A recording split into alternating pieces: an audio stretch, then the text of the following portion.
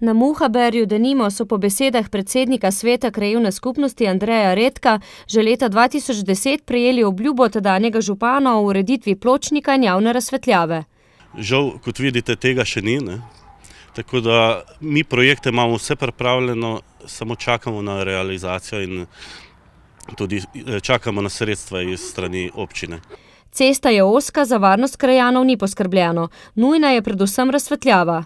Ker vemo, da je v bližini romsko naselje in tudi problemi s tem povezani. Nočni sprehodi Romov, kraje, izsiljevanja.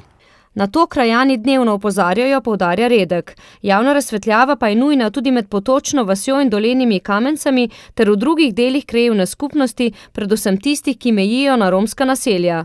Po mojem mnenju bi bila kar potrebna ena javna razsvetljava že zaradi kakšnih poznih sprehodov s psi ali pa tudi nasploh.